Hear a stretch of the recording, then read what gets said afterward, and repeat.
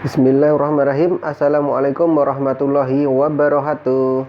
Hai teman-teman, selamat datang di channel saya, Yudi Generasi Penerus. Pada video kali ini saya akan berbagi kisah motivasi ya tentang kentang, telur, dan biji kopi. Semoga kisah yang saya share pada video kali ini bisa bermanfaat khususnya saya pribadi dan teman-teman pada umumnya. Seperti apa kisahnya? Simak videonya sampai selesai teman-teman ya. Pada suatu hari ada seorang anak perempuan yang mengeluh pada ayahnya, yaitu memiliki banyak sekali masalah dan dia sudah lelah berjuang untuk menyelesaikan permasalahannya. Ayahnya yang seorang koki mendengarkan curhat sang anak. Kemudian diajaknya sang anak tadi ke dapur. Diajak ke dapur, sang ayahnya membawa kentang, telur, dan biji kopi. Kemudian mengambil panci, terus mengisinya dengan air ya. Jadi sang ayah menyiapkan 3 panci. Panci yang pertama diisi dengan kentang, panci yang kedua diisi dengan telur, dan panci yang ketiga diisi dengan biji kopi. Kemudian direbus sekitar 20 menit. Setelah 20 menit, sang anak hanya terdiam memperhatikan apa yang dilakukan oleh sang ayah. Setelah 20 menit kemudian, sang ayah kemudian mengambil kentang, telur, dan biji kopi.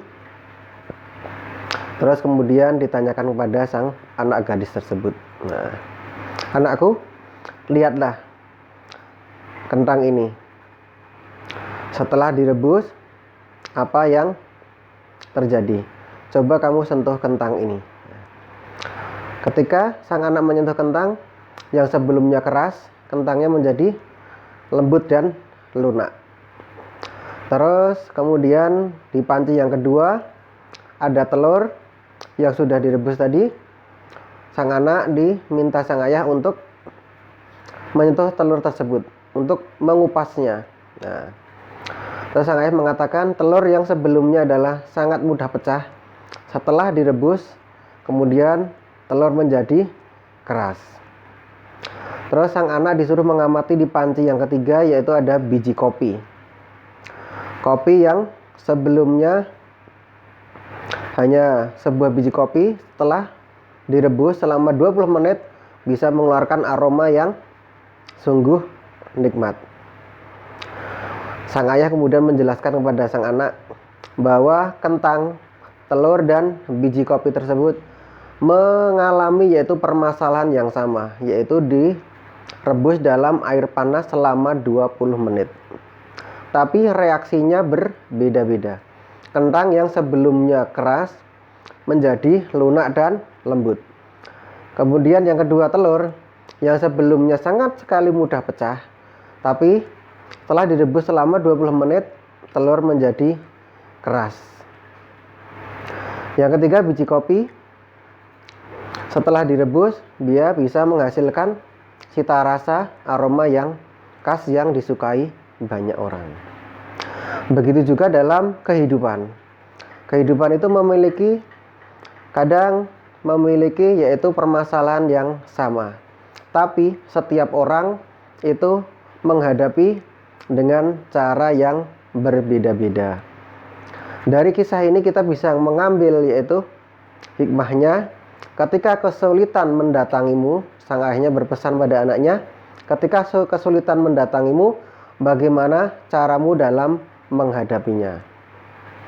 Apakah kamu nanti menjadi sebuah kentang, telur, atau biji kopi?